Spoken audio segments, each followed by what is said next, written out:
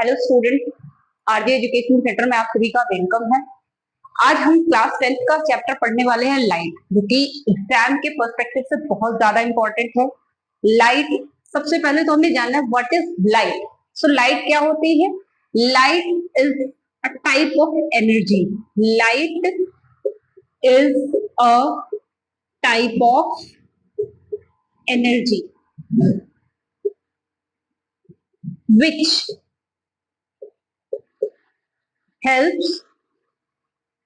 which helps us to see objects।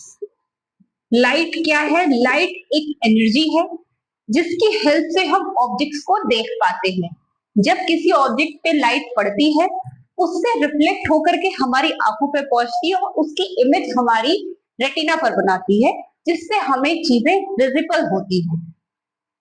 So light क्या है? एक एनर्जी है। सब बचपन से आप सब लोग पढ़ते आ रहे हैं। तो बिगेस्ट सोर्स ऑफ एनर्जी क्या है? सन। सन हमें एक्चुअली क्या देता है? हीट और लाइट। और हीट और लाइट क्या है? दोनों ही एनर्जी है।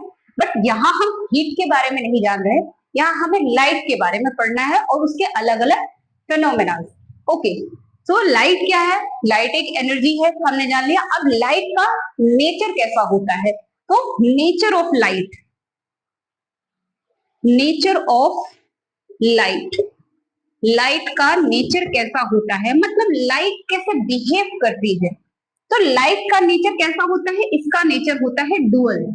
डुअल मतलब होता है दोहरा। डुअल मतलब दोहरा, यानी कि लाइट दो तरीके से बिहेव करती है। कौन से दो तरीके? नंबर एक वेव फॉर्म एंड दूसरा है पार्टिकल फॉर्म।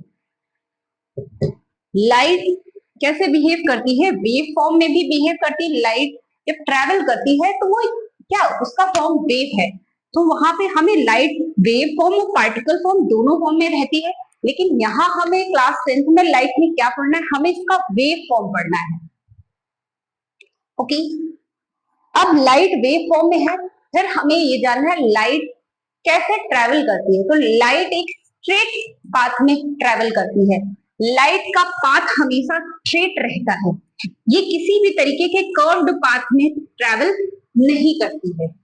ये बेंड होती है, बेंड होने के बाद अगेन ये स्ट्रेट लाइन में जाती है, ये कभी भी कर्व्ड नहीं जाती।